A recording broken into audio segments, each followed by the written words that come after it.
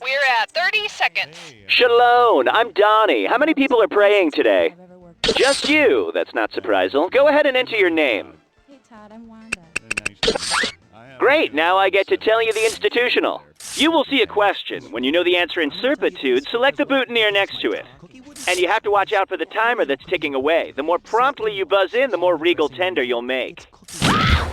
Or squeander. We're almost at go. 10 seconds. Catch you on the flap side. And go spring check. 6, 5, Go to black.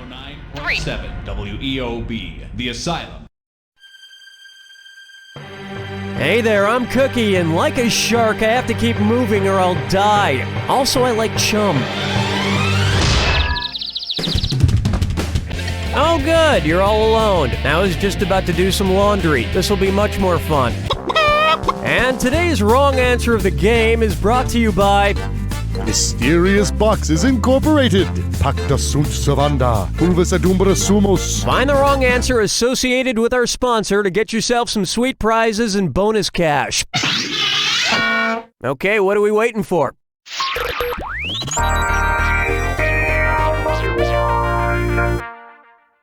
First on the docket, I could eat a whole mother goose. I'm doing a lot of statistical breakdowns of nursery rhymes and organizing them by category. First, I put Hickory Dickory Dock and other rhymes about clocks on this timeline. Now, which nursery rhyme info would not fit in my pie chart? You know, my chart featuring nursery rhymes with pies in them. Little Jack Horner's plum to thumb ratio, Old King Cole's distinct types of merriment. Old King Cole smokes his pipe and listens to Fiddler's 3, but there's no mention of pie anywhere in his rhyme. Also, I'm working on this bar graph, which includes all nursery rhymes that feature people drinking in bars. Next, Pimp My Carriage.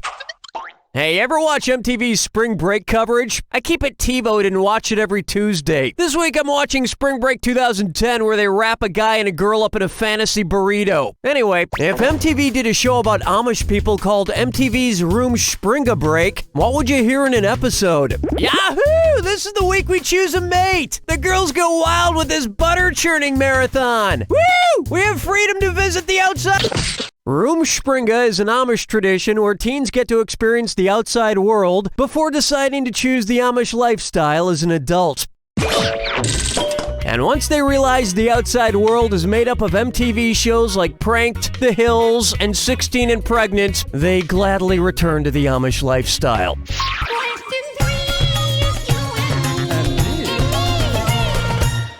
It's time for Heather Has Two Motherlands.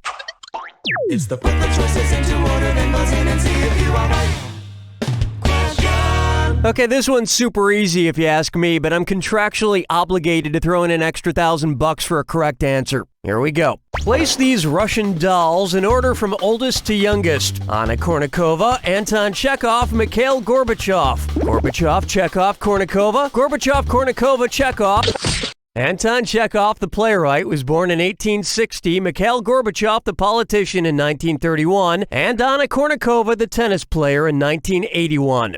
You just picked up an extra $1,000 for that. This also just so happens to be the order from least attractive to most attractive. Everybody quattro, everybody quattro, hey! Here's one for you. Pain in the slash. Because he's been killing the longest, which of these serial killers is closest to being able to retire and collect his serial killer pension? Freddy Krueger, Jason Voorhees, Michael Myers, or Chucky? The iconic movie slasher starred in his first Halloween movie in 1978, earlier than any of these other characters. The serial killer pension is a pretty good one. $3,500 a month plus access to an anger management counselor, whom you may choose to murder. Where's the vibe, girl? Rock my world, girl. Ooh, yeah. Here's one I like to call, Thank Dog It's Friday! And stop panting, it's a this or that. I'm gonna read off 7 names. For each one, I want you to tell me if it's a breed of dog, a famous religious figure, or both. If it's a dog, press 1. If it's a religious figure, press the number 2. If it's both, press 3. Each right answer blesses you with $300. But get one wrong and you're $300 deeper in the doghouse. And you've got 30 seconds to finish. Ready? Let's go. Sharpay, Lao Tzu, Saint Bernard, Vizsla, Zoroaster, Olivier de Flandre, Cholo eats quaintly. A truly godlike performance, except for all those breaks you took to lick yourself. That was excessive. Growing up, I had a dog that could walk on water. Well, actually, he just peed on the kitchen floor and then happened to stroll through it. That's all we got for round 1. And you've got a decent score there. Don't screw it up. Keep in mind, all the prizes are doubled in round 2. And lest you forget, the wrong answer of the game is still out there waiting for you. Okay, we're bringing it on.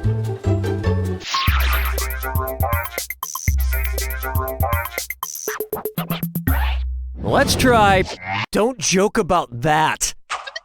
You know, the more time passes, the more it's acceptable to make jokes about disasters. For instance, it's totally fine to make jokes about the bubonic plague. Bubonic plague. But it's not really funny to make fun of, say, the Iraq War.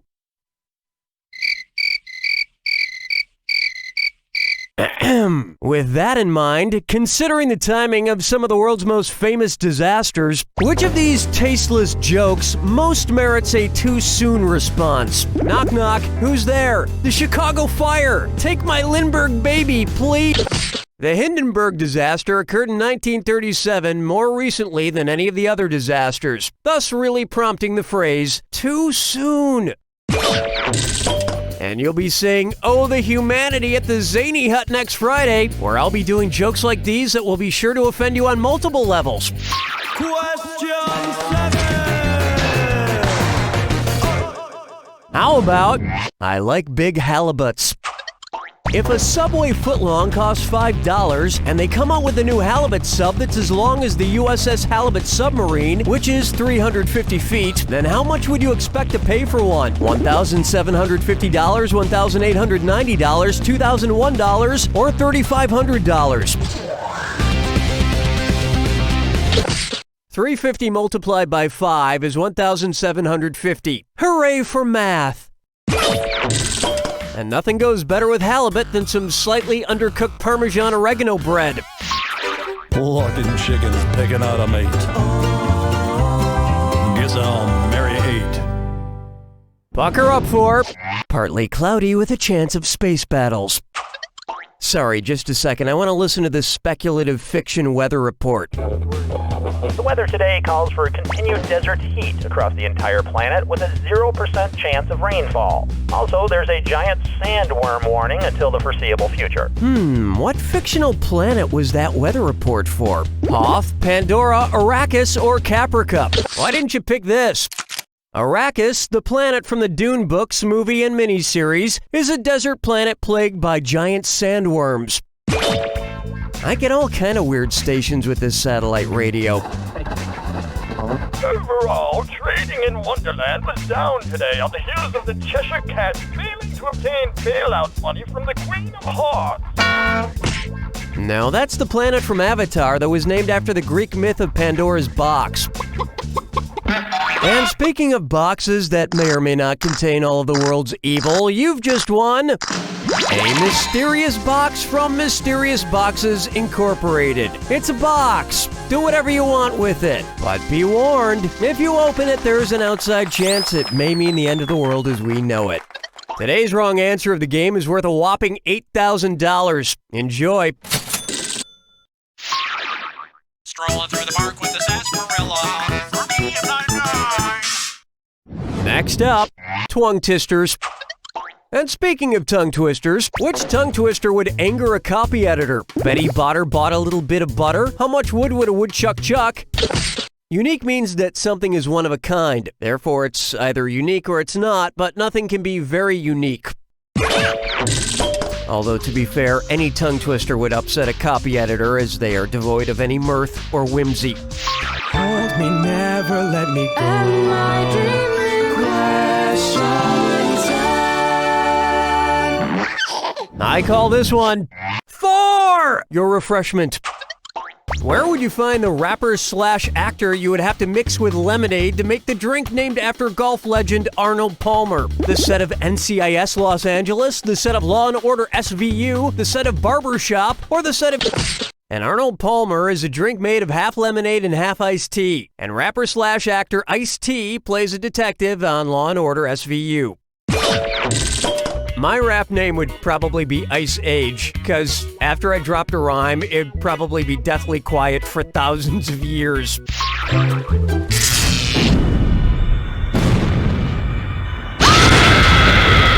Step right up. Of course, who wants to hear my yapping? Oh, I'm still doing it. Sorry, here you go. What do you teach? I hope you had a well-rounded education. Good luck.